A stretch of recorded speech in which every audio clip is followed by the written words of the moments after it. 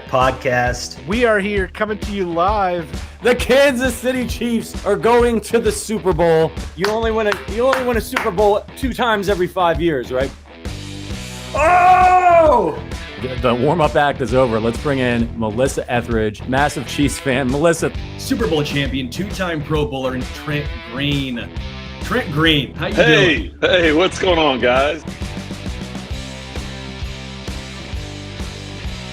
And he picked it up! He picked it up! He's gonna score!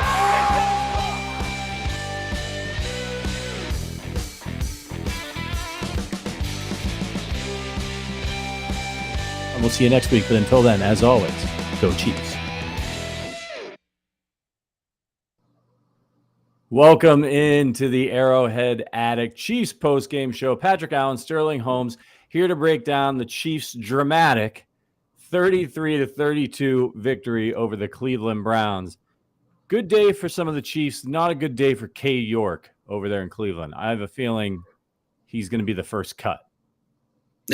Well, hopefully it was tipped for his sake. He got injured early on. He came back in. Very off topic, but I want to bring this up early on. The Chiefs are somewhat lucky they have Justin Reed, who is an emergency kicker. Now, he's not good by NFL kicker standards. I get that. But it's still nice that he can come in and make an extra point if need be. I know that's a really small storyline, but we saw it last year with Butker getting injured. Having that emergency kicker, pretty big. Yeah, I mean, if you've got an emergency kicker for extra points that can hit like 70% of them, that's not too bad. He could make a short field goal for you. I mean, we know he can make a long field goal. It's just a whole different ball game. And he probably could make one in a game. It's just the consistency that you need to have to be the absolute best. But as an emergency situation, yeah, man, tag him in. He's done it before for the Chiefs. By the way, Sterling, I noticed you have a tasty beverage there. Oh, yeah, baby. Arrowhead Lager, Casey Bierko. They brewed some more Arrowhead Lager coming out. Just came out, I believe. They're going to come out Friday. It's upcoming Friday. I got a little sample beforehand. They were nice enough to give me some. But yes, for the start of the Chiefs season, more Arrowhead Lager, Arrowhead Addict, and then the little collaboration. We helped brew this bad boy, the original batch. It's back. Go get some. It's absolutely incredible. Yeah, you know, we're longtime friends of the folks at KC Beer Co. We did, as Sterling mentioned, collaborate on this beer with them. That's our logo there. On the A of the Arrowhead Lager, there it is. That's the Arrowhead Addict logo. So we're very proud of this collaboration and so happy for our friends at KC Beer Co. that it was such a successful collaboration that it's now in the lineup, baby. Yeah, baby. Every year. Speaking of lineup, yeah, we made the lineup for KC Beer Co. Did LaMichael Pirine make the lineup in regards to the running back room? I mean, it's tough. You know, you saw Generic Prince there at the end of the game, and he looked like he was running well too. So, you know, when you look at the depth chart, it's a toss-up. It's a toss-up, I think. But yes, I think he showed enough to make the team, particularly, and we talked about this during the halftime show, his ability to catch the ball and be a receiving back as well is valued in the West Coast offense and Andy Reid's offense. And look, we love Jet McKinnon. He's the guy. He's the third down guy, no question. But he's not exactly a spring chicken. So if you're looking ahead to the future and you like LaMichael Pirine and he's shown you the ability on the ground and through the air, I think you've got to keep him on your roster, because if you put somebody like that on a practice squad, especially with the way running backs get injured in this league, you might as well forget it. He's gone. He's going to be on another team before the end of the year. Well, I will say I think Generic Prince has a pretty good chance of being put on the practice squad and going through. He was undrafted, right? Undrafted for a reason, obviously. I think he has some talent, but the talent is very raw. You saw a couple runs in that second half, as you mentioned, with Generic Prince, and you're like, where has this been all preseason? But what you will say, again, that's against the third stringers of the Cleveland Browns. You know, I like Generic Prince in a nutshell as far as the talent, but I think he is raw and needs some seasoning. I think he seems to be a practice squad stash. Well, I do think LaMichael Pirine makes this roster. I know everyone's going to say Clyde Edwards-Helaire. Okay, now I think I would agree with you as far as maybe the least talented guy now on this roster might be the first round running back, Clyde Edwards-Helaire. But the thing with him is, and you mentioned it, or you heard it in Jerick McKinnon's interview, he is ingrained in that team. He is such a good personality, and I get it. They're making a football team, not a comedy club. I understand this, but being a good locker room presence, they look to him. The team trusts him. I think Clyde makes it whether we like it or not, and that leaves, in my opinion, Deneric Prince on the outside looking in. Yeah, and look, man, I think it's Edwards-Helaire's gotten a little bit of an unfair shake in that it just appears that he was overdrafted. He's an NFL running back. Like, he has had very good games for the Chiefs. He's been productive for the Chiefs. He just doesn't live up to his draft stock. And so if he was playing all the snaps and playing against the Browns third stringers, he'd probably look like Barry Sanders out there. He's a talented back. I think he's got some vision problems that hold him back a little bit. And obviously he's dealt with some injury issues as well. But he's on the last year of his contract. They owe him a little bit of money. Why? What's the point of cutting him? You get some sort of crazy trade offer. Keep that veteran running back depth, because there could be a time. I hope it doesn't come to pass, but there could be a time. All of us here are very glad that Clyde Edwards-Helaire is still on the roster later this season. Yeah. I want to bring up Amir Smith-Marset. I see everyone in the chat who's bringing his name up, and appreciate everyone being here with us. Thank you guys so much for liking, hanging out, commenting. And it does mean a lot to us, helping us grow this incredible community that we have, the Arrowhead Addict podcast. But when it comes to Amir Smith-Marset, I love him. I do, man. I hope there's a way to keep him. I just don't know the path. The Chiefs aren't keeping 8 wide receivers. That is not happening. So barring Kadarius Toney being put on the IR for 4 games, whatever it would be, and again, this is all hypothetical here, I don't see the legitimate path for ISM. I know everyone wants to see him over Justin Watson, but in reality, when you're seeing wide receivers 5, 6, and now apparently wide receiver 7, their greatest attribute is going to be special teams. Justin Watson is a core special teamer. Now, I know Amir Smith-Marset is a backup punt returner. They might use him as a backup kick returner. I get all of that. It just feels like the Chiefs value what Justin Watson brings to the table. I don't know the legitimate path for ISM to make this roster as much as I am trying. I'm trying to do some algebra here, some calculus to make it happen. Yeah, I was doing the same thing, man. I opened up a Google Doc during the second half, and I was writing down the names of all the wide receivers. And look, for Amir Smith-Marset to make this roster, the guy that he's got to unseat is Watson. And that's if you think the Chiefs are keeping 7 wide receivers. And right now, if you look at the Chiefs depth chart, they've got Watson up the depth chart. He's been there. He's got more NFL experience. He's a very good athlete. If you look at his combine profile, he wowed people. He played in the Ivy League, so he's still coming on as well. But I'm with you, man. Amir, it's Amir pronunciation. I was looking at the book. He's very good. I mean, he's really showed out this preseason. He does have special teams ability, but I just don't know where you put him if you're the Chiefs. And if they were they could look to trade him. I mean, if there's a team out there that has seen what he's done in the preseason for the Chiefs, and there's somebody, they scout, other teams scout these guys. They know about them. They don't get everybody they want. You could maybe move him. Maybe somebody takes a flyer. I mean, don't get me wrong. You have Washington on line 1, and then you have the Bears on line 2. The only issue is you're getting a 7th rounder, realistically. Yeah. You're not getting anything. You're getting another dart thrown. Quite frankly, a lot of 6th, 7th rounders going forward for Kansas City, they're going to struggle to make this roster. This team is just so incredibly talented. When the roster cutdowns happen to 53, you're going to see a lot of legitimate NFL talent have to move on from Kansas City. This is not 10 years ago where if you got cut from that 53, your NFL career was over. You get cut from this 53, a good chance you're getting picked up by another team. As much as I would love to stash ISM on the practice squad, he's getting picked up. He's getting snagged. There's no doubt in my mind. He is a legitimate wide receiver 4, bordering wide receiver 3, and that's all from what we've seen in the practice or in the preseason as well as training camp. I mean, he has legitimately blossomed. The Chiefs did a great job of getting a guy from the Vikings who was raw.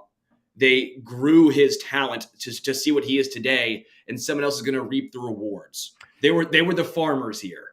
Yeah, and look, his calling card kind of coming into the league was that he was a good returner. So he has that special teams ability, and that's very valuable to teams. Throw in development as an actual wide receiver, and now you've got a chance to stick on a roster.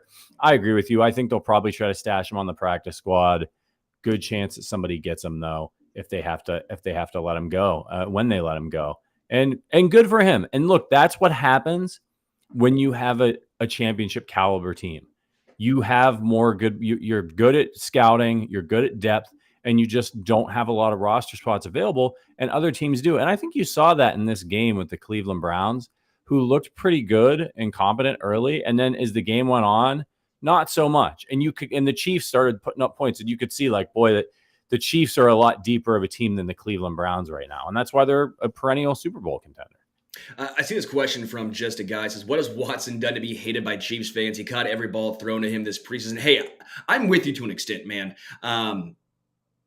I like Justin Watson in a nutshell. I said again, he is such a good floor piece. He knows all 3 wide receiver spots. He is a core special teamer. He can stretch the field. I think the issue with a lot of Chiefs fans is he wasn't drafted by Kansas City, and there's not really this feel-good story surrounding him anymore. I think his upside is fairly limited. I think to an extent he is what he is. And what I've said for a while now is he's a little bit like MVS as far as on the offensive side of the ball. Now he does special teams. MVS does not. But as far as what they bring to the table, they're very similar. They're almost a little bit of a duplicate, if you will. And so I think Chiefs fans are seeing some of these younger guys, these maybe more higher upside guys, and they see the tantalizing potential. But again, sometimes you see tantalizing potential in the preseason. It doesn't pan out in the regular season. I'm a fan of Justin Watson. I just think the Chiefs have so much talent at wide receiver. It makes the cut down day extremely difficult. Yeah, he's not the shiny new object. Like, we like new things. We like exciting things because that says to us untapped potential. That's why everybody's so excited about Justin Ross. What could he be? I think there's even a little bit of that. And Richie James is much more of a Watson than he is a Justin Ross, and that like he's been on a team, he's been around for a minute. But people are looking at him and what he's done in the preseason. They're like, hey, maybe this guy's never been in like a really good offense with a really good quarterback. What can he do? And a guy like Watson you're right. He is what he is. He might improve a little bit, but like he's going to be that kind of guy. And when you see somebody like Smith-Marsette going out there in preseason and lighting it up and catching long balls and stuff and making nice jukes and everything, that's exciting. And you think, well, boy, man, what could that guy become? Probably he could become Watson. Right? Like that's probably the situation here, but who knows, man? Sometimes teams miss on guys, or sometimes they just don't have room for them and they go to another team and they have a really successful career and they reach their potential. And I hope that for him. I hope he can do it in Kansas City somehow, some way. Let's talk about the defense for a little bit here. What did you see? For me, Khalif Halassi, I always butcher his last name, so I really much apologize. I try my best. I always hate messing up last names. I know Remigio, he gave us a nice little spelling on Twitter. I need Khalif Halassi to give me one as well. But he is really making a case to make this 53. In my opinion, he's slightly outshined Echo Boydo this preseason. I like both those guys a lot. Whatever happens with Nick Jones and the fractured fingers, if he's forced to miss time, I think one of those two guys makes the active 53. I think right now, if I had my druthers, I'm going with KH. What did you see from him, and what are your optimistic levels as him making this roster? It's tough, man. I mean, it's just such a deep position for the Chiefs that it's a little bit like the wide receiver position at defensive back. It's like, how are we going to fit all of these guys on the roster? But he's been showing out. Reports from him out of camp have been good. So again, like, is this a guy that's going to sneak in there, or is he going to be a practice squad guy? And I think that's, is he going to be the new DiCaprio Boodle, right? Yeah. Like, the guy hangs around, and, I don't think Boodle's going to hang around anymore after this year. Although he did have the interception today. So good on him. Still my favorite name of all the players on the Chiefs. But I think it's difficult. I think it's going to be difficult to break into the roster, especially considering the amount of draft capital the Chiefs have spent on the position. But another guy on defense who stood out for me the last couple of weeks is Fatou Kassi from Rutgers. Yeah. 5 tackles, a tackle for a loss, had a sack last week. He's a little bit of an undersized guy. So, he would have trouble with sort of bigger defensive linemen and stuff, but he's flashed a little bit. And he's another guy that you look at and you're like, maybe this guy could hang around, be a practice squad guy and develop into something. The Chiefs need people who can get in the backfield, and he's quick. I will say he has showed a little bit, especially for being in Kansas City such a little amount of time. It's pretty impressive. I will say there was a plethora of injuries at the linebacker position. Leo Chenal obviously had the great fumble recovery. Deshaun Watson and his running backs could not get on the same page multiple times on those handoffs, and Leo was the recipient of a nice fumble recovery, but he hurt his hip on that play. We did not see him again. I believe you saw Fudukasi as well getting injured, and Jack Conklin. Linebackers were getting banged up in this game. And who knows? The Chiefs might keep 5 linebackers. I know when you do a lot of these lists, there's only 4. You're keeping Leo, Drew, Willie Gay, and Nick Bolton, but the Chiefs like to have a special team linebacker, just in case. Now, Brian Cook, bigger safety. I don't think you'll see him full on in any situation playing linebacker outside of certain sub packages. So I do think there's a chance for 5 linebackers. Who does that spot go to? That does remain to be seen. I do see Jess Ferris. Always appreciate Jess in the chat. Always appreciate on Twitter as well. Says, does anybody have any updates on Chris Jones? I wish I did. I really wish I did. Chris Jones is not a fun topic right now. You can tell Andy Reid is sick and tired of talking about it, but no updates on Chris Jones. Yeah, and it's a bummer, man, because I thought he was going to be back early this, last week. Training camp was over. All right, fine, get back one way or another. But it looks like things are set up to get ugly. I mean, this is it. Like, if he's not there on Monday, we have a problem. He's really pushing the envelope. And we already have a problem. We already have a problem. Just hear me out here just really quickly. I didn't mean to cut you off, but I get very frustrated with the particulars when people say he's in great shape. You can be in great shape. That ain't game shape. I'm sure almost every single person here in the chat, every single person who watches this video has played sports at some level. Growing up, a lot of you probably played high school sports, some of you even college sports. Imagine when you played in high school. Let's just say you got injured, you took a couple games off, you come back, what happens? You can still be in great shape. You didn't put on any weight. You've ate healthy. You're not sitting on the couch eating bonbons and drinking boxed wine and watching The Sopranos every single night. You're still working out. You're getting after it. But that first game back, what happens? Your legs aren't the same. You're just a little bit slow. You don't have the same movement that you were used to having. That comes with game action. Chris Jones is going to come back, even if he comes back right now and plays against the Detroit Lions. How effective is he going to be? Not only that, when Emmitt Smith had a 2-game holdout with the Dallas Cowboys, first game back, 8 carries, 45 yards. Second game back, 13 carries for I forget what it was. But it took time for him to build up that stamina. That's a guy who was staying in shape. Yeah. Now look at Chris Jones. This is a bigger bodied guy. That makes me nervous. You can't simulate game reps, especially at that position, for goodness sake. Like, Emmitt Smith's out there running, cutting, and yes, he's taking hits. Chris Jones is engaging in hand-to-hand combat with dudes every single play. If he does come back on Monday, there's very little chance that he plays a full complement of snaps in week 1, maybe even week 2. They're going to have to ease him back in. And so that's already going to hurt the Chiefs a little bit. I think they'll be okay if they can get him on the field and have him in there in those key situations. But then you also have the injury concern, right? You're looking at him and you're like, this guy's not stretched out. Like, he hasn't really, like, he didn't benefit from camp. I don't care how much he's working out. It's a concern. And so then it's at the point now where he's rolling the dice a little bit, because if he's hoping to get paid at some point, well, what happens if you sit out, you come back right before the season starts, you're not playing the full complement of snaps, so you're not getting as many opportunities to rack up those stats, try to get another, try to get another all-pro and all that stuff. Matt Verderame, who was on with me on Thursday, made a really good point. He's like, Jones, like, his best chance to get paid is right now. Yeah. Like, you're coming off, you just got 15.5 sacks. Like, he's not going to do what he did last season again. This season, he's going to have he's almost certainly going to have fewer sacks. The Chiefs may not win the Super Bowl. It's really hard to do. So he just had like the season you want to have to get paid. And maybe that's why he's so dug in. But at a certain point, you might need to look at the situation if you're Jones and say, okay, maybe the Chiefs are hard lining him at $28 million a year.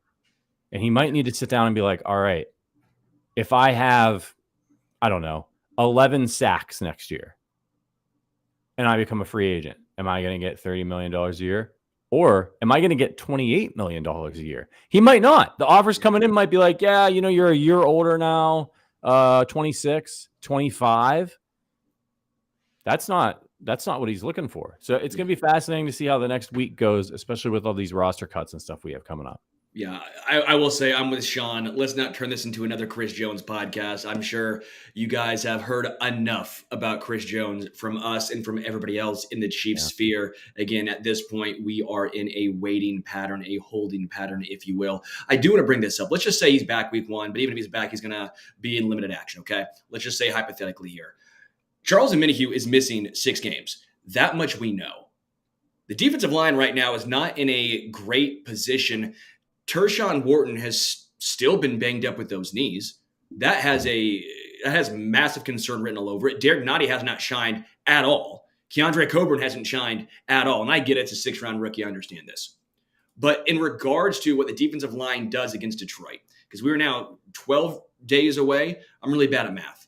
Okay, 12 days away. A guy like Joshua Kando, who actually had a nice game today. Yeah. A Malik preseason. To be honest, who is going to be the surprise guy that makes this team? Because with the Chiefs, again, not able to afford a veteran edge rusher because of the Chris Jones situation, there's going to be probably a guy who maybe shouldn't make the defensive line who will be getting snaps on the defensive line. Who do you think it is?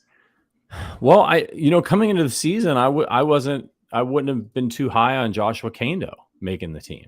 And now I'm looking at him and I'm in the situation and I'm like, maybe Kando's the guy. Maybe he's the one that steps up for them. And that doesn't mean, I'm not saying he's going to go out there and have 7 sacks or something, but maybe he provides that depth that they need. So he's starting to play well. And then I'm looking at Mike Dana, man. Like we know he's going to make the team, but I think he's the difference maker. A little undersized, but as a pass rusher, if he can really take it like one more notch higher than he has, he's been very good for the Chiefs. If he can take it one notch higher this season, it's going to ease the Charles Omenihu thing big time. And it's also going to enable the Chiefs to go a little bit slower with FAU if he's not ready to be out there a million snaps right away.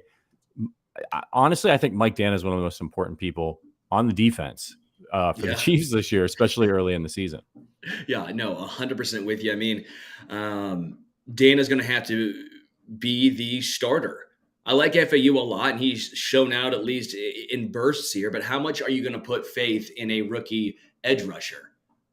I get he's a first rounder, but it takes first rounders, even high first rounders. I mean, Kayvon Thibodeau took him half the year. Karlaftis half the year. I know Aiden Hutchinson had a good first game, but before he really got going, it was half the year. Yeah. Same thing with FAU. I think this defensive line for Kansas City, when it comes to playoff time and his second half of the season, when Charles Omenihu's back, is going to be damn good. First 6 games, though, I am really nervous. I mean, does Wise make this team? Yeah, does Kando, Malik Herring make this team? I think Danny Shelton's now, you can probably pencil him in or put him in pen. Danny Shelton, when he spoke to the media, that to me was my inkling. That was my confirmation that we're going to see Danny Shelton make this roster. But again, there are just so many question marks. And with the lack of funds, the lack of ability to sign a veteran edge rusher, a veteran pass rusher on the defensive line in general, you're going to have to be stuck with what do you currently have. And again, moving a guy who maybe wouldn't make this team to a guy who's going to be getting legitimate snaps. Yeah, and the Chiefs have Wise up the depth chart. He's listed as the backup behind Chris Jones. So I know it's a preseason depth chart, but the Chiefs, their depth chart is generally pretty accurate. So in the preseason, so when you see that, same thing with Danny Shelton. Danny Shelton, Daniel Wise are your 2 reserve defensive tackles right now. I think they both make it, especially with the Chris Jones situation going on right now. And Wise has made some plays in the preseason too. Again, when you translate it into regular season, you're probably not going to hear his name get called a lot, but as long as he can be serviceable they're going to need that depth at the defensive tackle position because it is not their strong suit at the moment.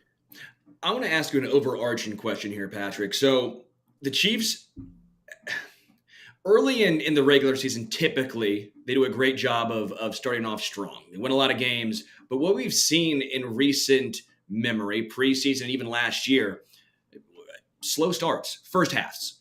They come back and typically win a lot of games. They won today, down 22-3, and I get it's preseason.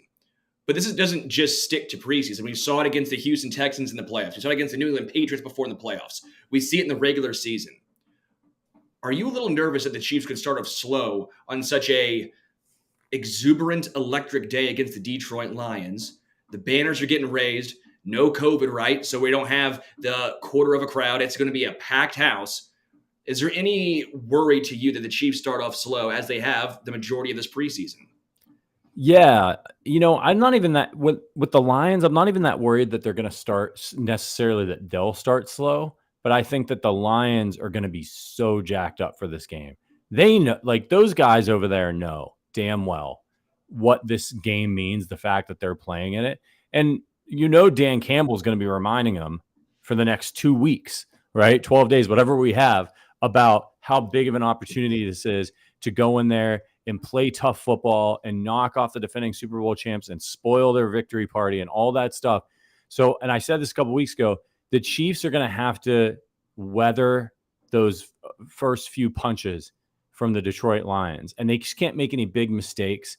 And they need to, and then I think, you get into the second quarter, things calm down. But we see this a lot when teams, division rivals, the Raiders, they come into Kansas City, they're always extra jacked up, and there's a lot of juice at the beginning of the game. And the Chiefs just need to be ready for that. What they can't be is complacent and just assume we're the Chiefs, will take care of it, because that's a talented offense over there. And if Chris Jones ain't there, or he's only playing limited snaps, your pass rush is not going to be optimal in that game. And those guys are going to be able to hang points. So the Chiefs better be ready.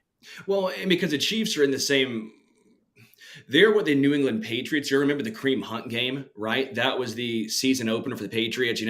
All the celebration going on, and then it gets spoiled. And I remember that very vividly because the Chiefs in that instance were similar to the Detroit Lions. We're trying to be here now. We're trying to be this team. We're trying to take that next step. We want to prove a point, and what better way to prove a point than on the season opener of the NFL? The Detroit Lions are going to come out, as you mentioned, just on fire. Yeah. They're going to be very, very physical. We know how the Detroit Lions played the Chiefs before they had this talent. They were always a physical team. They try and get in your head. For better or worse, they're like Reggie Miller. They're holding your jerseys. They try and get in your head. Yeah, it's what they do. Remember when the Chiefs had, 4 fumbles in that one game? They're going to punch the ball. I know Travis Kelce's getting pissed off that it's happening in training camp, right? Yeah. But Travis Kelce and the wide receivers keep a hand on the ball. They're going to be peanut punching those bad boys out. That's what they're trying to do. Don't be surprised if the Lions in that game, every time Travis Kelce catches the ball, somebody tries to punch the ball out of his hand. Like after the play. Don't be surprised. People see those clips. They're going to try to get under your skin. They're going to look for any edge they can. And again, Jared Goff, he's a guy, he can sling it, man. You've got to get pressure on him. So I expect Spags to have a lot ready to go, some new exotic blitzes for this game to try to have Goff get off to a slow start and become the bad Jared Goff. You don't want him to get going and become the Jared Goff we saw in that classic game when he and Mahomes squared off when he was with the Rams. Yeah. I do want to say for everyone who was just now joined, who didn't start with us, we all agree. We got LaMichael Pirine. He's on the up and up. We got Justin Ross on the up and up. We have ISM on the up and up. Potentially, if there's any chance for him making the roster. Some guys on the way down. I think you got to have CH on the way down. We're doing a little stock market show and buy and sell. I'm selling hard on Deneric Prince right now. I think I'm selling a little bit on Shane Buechele as far as being the legitimate backup. I think that's the way I would go. I think Blaine Gabbert, I'd be buying some stock in Blaine. Just for everyone joining right now, wanted to catch you guys up to speed. I think I'm probably buying on Wise making the roster as far as what I think is going to happen with Charles Omenihu for sure missing 6 games and the question marks regarding Chris Jones. That's the way I see it right now. And oh, by the way, I think I'm starting to buy a little bit more into Prince Tega Wanogho. He looked damn good at left tackle, and that to me was a little bit of a surprise. Yeah, and he's, as of the last depth chart, he was ahead of Wanye Morris Mhm. on the depth chart. Now, Wanye Morris isn't going to the practice squad, so that could be a good sign and tell you a little bit of where the Chiefs' heads are at in terms of what they want to do with their tackles. But then, how do you feel about Lucas Niang?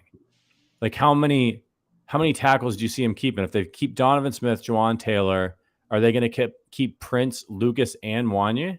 Well, so when I did my 53-man breakdown, if you're going to keep 7 wide receivers and if you're going to keep 5 linebackers, at an absolute max is 9 offensive linemen. You can't keep 10. I know a lot of times Andy wants to keep 10 on both sides in the trenches. You can't do that. You have to go 9 and 9.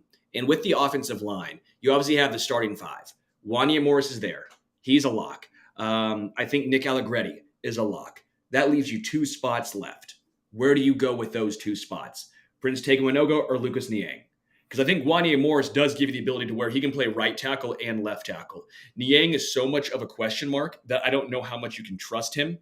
I think Darian Kennard makes it because I think you do keep 2 guards and the ability of Nick Allegretti to play center. So I don't think Austin Ryder makes it. So that basically comes down to Niang and Prince Tagovailoa. Which one do you pick? Do you pick the guy who can play left tackle, who you kind of know who he is in Prince Tagovailoa, or do you take Lucas Niang, the guy with higher upside, but who has been injured a lot in his career, and you just don't know what he is? I think that's the question the Chiefs come down to is, do you go with the known or do you go with the unknown commodity? I will say at whoever's going to be probably your 9th offensive lineman, you're probably leaning upside. That makes it a little bit more difficult in my estimation for Prince Tagovailoa, although he did show out.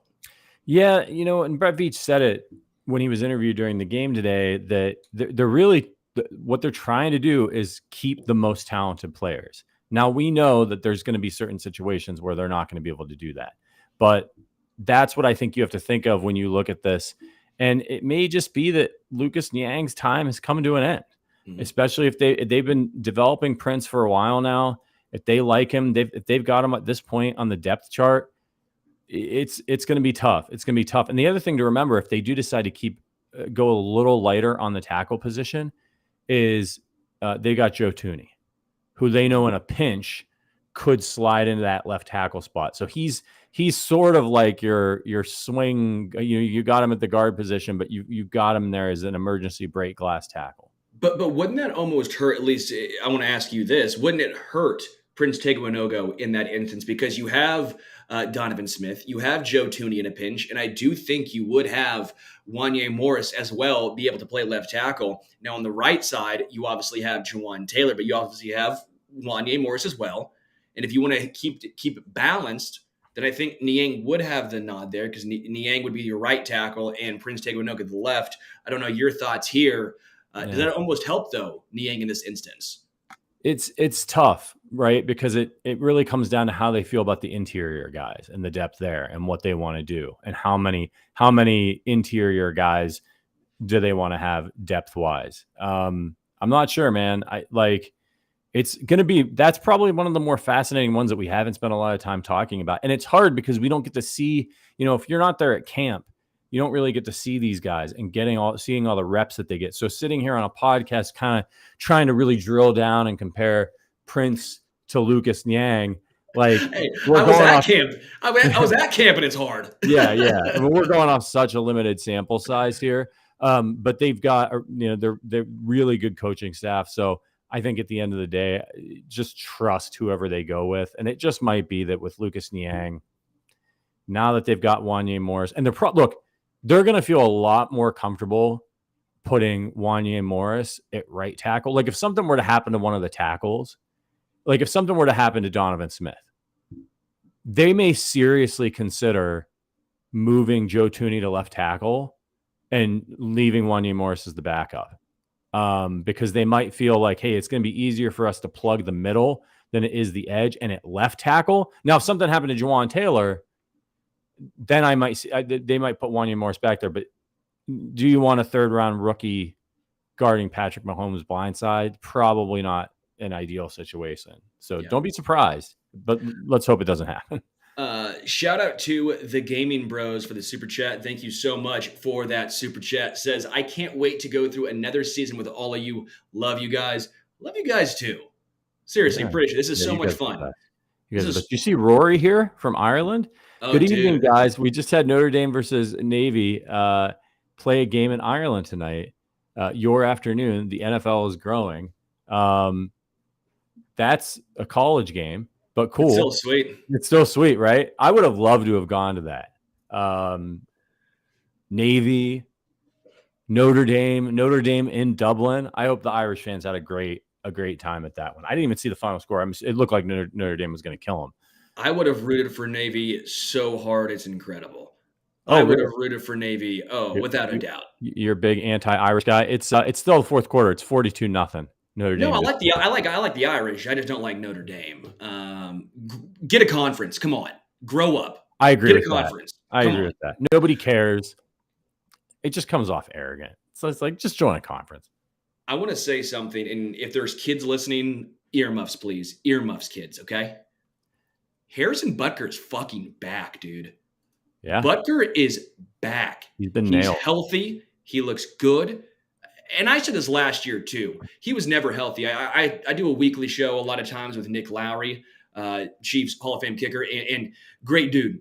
But he even said, for a while, it takes a long time to get comfortable post-injury. He had his own, ankle injury. It takes a long time before you feel fully healthy and comfortable. He had the entire offseason to get right, to get back to where he was. And you see him now. It just looks so comfortable. He looks so smooth. Butker, I think, is back to being a top 3 kicker and probably top 2 behind Justin Tucker in the NFL. Yeah, hit a 44-yarder today, and he's going to go down, especially if the Chiefs win another one this year, as one of the great kickers in Chiefs history. And he's going to be one of those guys the clutch kicks in particular that he's made, although he's had his inconsistencies at times, and some of that, as you pointed out, due to injury. Boy, when they needed him to hit it to send him to the Super Bowl, man didn't miss. When they needed him to hit it, granted, it was not a long field goal, but he's got the wheelbarrow out. That was the Stones. That was the old Eddie House or was it Sam Cassell? I think Sam Cassell's Stone celebration, but we'll go with the wheelbarrow. Yeah, I like the wheelbarrow. I think that one was on South Park, I think. Such a crude joke. But yeah, look, this team's looking good, man. They're looking really, really good. The next 24, 48 hours are going to be really interesting. Now is a good time, even if you're not a social media person, to just get on Twitter, or X as it's called now, just so you can follow along. Now, what you should do is bookmark arrowheadaddict.com, and our guy Matt Connor, just as he is right now, writing furiously, he's going to have a tracker. He'll be all over everything. But remember, it's not just the guys that the Chiefs are going to cut. It's going to be the guys that they're going to go after and pick up. Brett Veach, again, said it during the game. Hopefully there's some guys out there that we can get to keep strengthening this roster. Our Smith Marset, right? That might be gold for some team that needs a wide receiver. There's another team out there that's maybe stacked at defensive tackle, and they're going to have to let go of a guy they don't want to let go of. Maybe the Chiefs swoop in. So just as they pointed out in the broadcast about how, the practice squads have expanded, there's 16 guys there. You can put some veterans on it now. It's different. You don't know who's going to be contributing to this team come December. It could be a guy on the Vikings right now. So it's a really good time of year to look around the league, see who's getting cut, see who other fans are talking about. I always have fun during these few days because now is when it's over. If we're going to trade for somebody, we need to do it now. We need to get them in. So everybody's hands are forced. It's a shitty time for the guys in the league, the ones that are on the roster bubbles and all that stuff, and seeing dreams end. But for fans, there's a lot of activity and a lot of movement. It's going to be fun. Yeah. A couple questions or a couple comments I want to get to. Sean says, glad Thornhill had a moment. Yeah, that was awesome. He knew what was going on. The second that Shane Buechele dropped back, rolled to his left, I guess, and the running back was covered. Not fair. Thornhill was like, I know what's about to happen right now. And did you see his celebration? Well, I love the tomahawk chop, and then he gave the heart to KC. So shout out Juan Thornhill. That was a pretty cool moment for him, as well as giving a shout out to the fans. Josh says, love how we grabbed Butker from the Carolina practice squad. Dude was a hidden 5K diamond. True that. Man, I can't wait. 12 days from Chiefs opening day, NFL opening day. I am so incredibly excited. This feels like the deepest Chiefs team we have seen in the Mahomes era. I know we said that last year, but I'm saying it again this year. It feels like this team is just growing and growing and growing. The youth, Trent McDuffie, Jalen Watson, Joshua Williams growing into their own. The offensive line, Creed Humphrey, Trey Smith, Jawan Taylor. I mean, you're seeing the growth from year one until now. The wide receivers, I think Sky Moore takes a huge step forward. Richie James getting his first legitimate opportunity on a good team. Yeah. Man, I'm very excited for this year. This is, they're turning into what you always dream about when you get a guy like Patrick Mahomes, is that your team turns into a winning football factory. And it's hard to do, but where it's just like they switched out all the pieces except for a few core ones and the head coach and the GM, and it just wins. You take this guy out and you put this guy in and they win. And Brett Veach has done a tremendous job of finding talent all over the place. And if they're able to continue to do that, and really we're already there, they do have a chance to be a dynasty. They do have a chance to win a couple more Super Bowls, maybe more than that. I mean, it's crazy to say that, but look at what Patrick Mahomes has done so far in his career. It's preposterous. So even though we know that the odds historically of them going back to back are incredibly small, they could lose in the AFC Championship game again, an injury, all kinds of things can go wrong. If you're betting the Chiefs to the field, the smart money would be to take the field.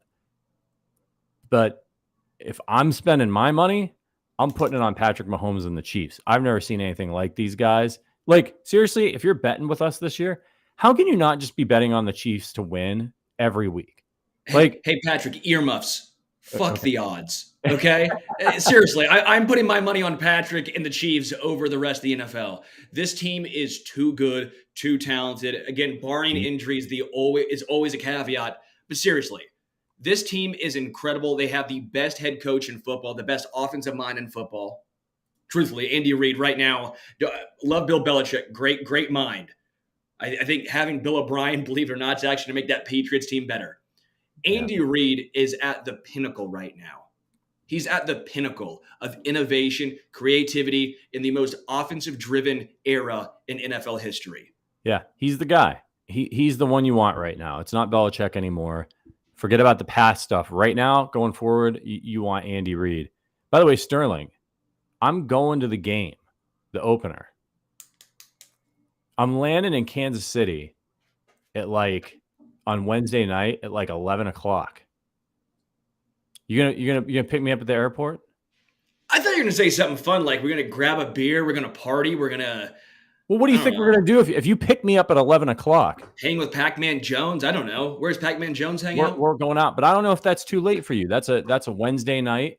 I don't know if you got to work on Thursday, but I got a tight turnaround. I'm coming in and then landing late, and then it's game day. But when do you leave? When do you head back? I do leave late on Friday. I'm flying out in the evening. So hey, Friday morning. We could be pirates. What do pirates do? Yeah, lunch. Wait, what do pirates do? Drink rum in the morning. Come on, baby. Oh, I'm down. Well, we've already got a great moment of me drinking a martini the day after the first round of the draft. Broke into my house. And I broke in. Listen, everybody, we got to get going. Keep it here on the Arrowhead Addict YouTube channel. If you're new, make sure you're subscribed. If you're not subscribed to the audio version of this podcast, fire up your podcast app, Apple, Android, whatever it is. Make sure you do that. And make sure, if you're in Kansas City, go to KC Beer and get an Arrow Red Lager, for goodness sake. Not many podcasts have their own beer. When you can combine your favorite podcast, your favorite football team, and your favorite beverage, that's paradise, baby. That's paradise.